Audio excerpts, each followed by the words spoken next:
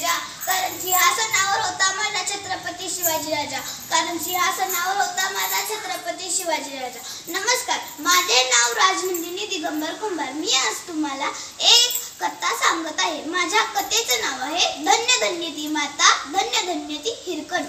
स्वराज्यामध्ये स्त्रियांचा मान फार फार मोठा होता. परस्त्री माते समान हे तत्व अंमलात आणले जायचे. स्त्रियांचा अपमान मुळीच खपवून घेतला जात नव्हता. स्त्रियांच्या सन्मानासाठी, संरक्षणासाठी शिवराय नेहमी दक्ष असायचे. छत्रपती शिवाजी महाराजांनी मराठी साम्राज्याच्या राजधानीसाठी किल्ले रायगड उभारला होता. त्याच रायगडावर इसवी सन 1674 साली महाराजांचा राज्याभिषेक सोहळा संपन्न झाला होता. रायगड हा किल्ला सुरक्षिततेच्या दृष्टीने उत्कृष्ट किल्ल्यांपैकी एक होता. सह्याद्रीच्या कुशीत वसलेला हा रायगड किल्ला 4400 फूट उंच होता. असं म्हटलं जायचं की गडावर दरवाजांखेरीज येण्या जाण्याचा कोणताही मार्ग नव्हता. गडाचे दरवाजे एकदा बंद झाले की वरून खाली येईल ते म्हणजे फक्त पाणी आणि खालून वर जाईल ती हवा. मात्र या गोष्टीला अपवाद ठरली ती एक स्त्री, जिचे नाव हिरकणी. एकदा कोजागिरी पौर्णिमेच्या दिवशी रायगडाच्या पायथ्याशी असलेल्या वाडीतील काही गवळणी रायगडावर दूध विकण्यासाठी आल्या.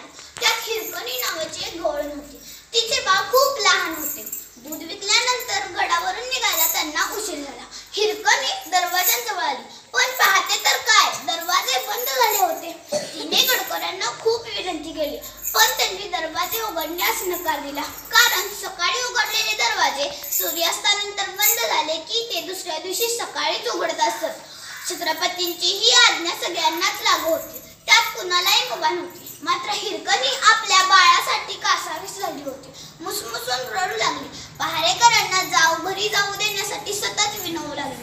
त्या पहारेकऱ्यांना देखील तिची खूप दया येत होती.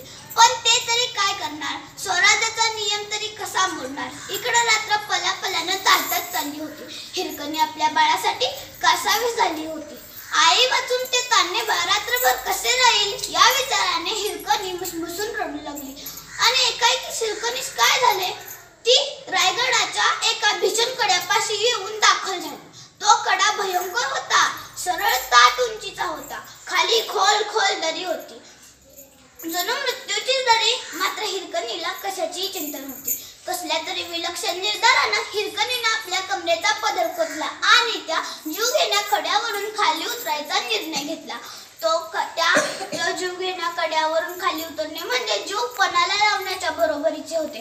कारण सर्वत्र खोल खोल दरी, दाट झाडे झुडपे आणि त्यात अंधार. मात्र हिरकणीला कशाचीही चिंता नव्हती. तिला काळजी होती फक्त एकच, तिच्या तान्हलेल्या बाळाची.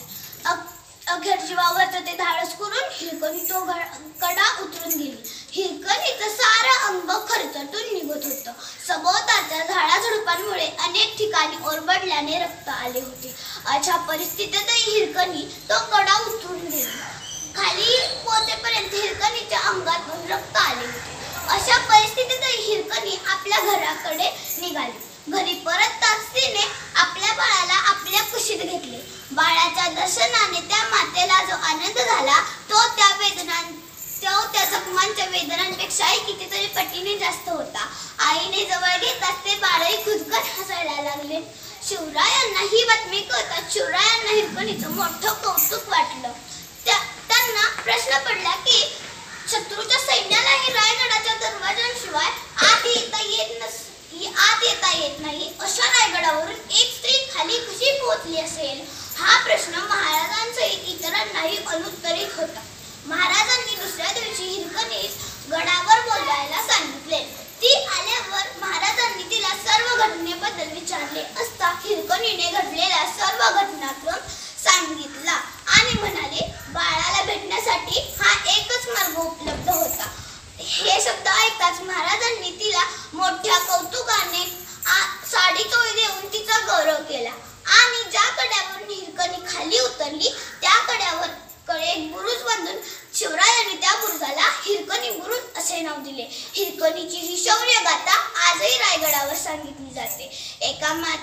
एका मातेचं आपल्या बाळावरचं प्रेम किती पराकोटीचं असतं हे या हिरकणीने जगाला दाखवून दिलं. म्हणून म्हणावेसे वाटते, धन्य धन्य ती माता, धन्य धन्य ती हिरकणी, धन्य धन्य ती माता, धन्य धन्य ती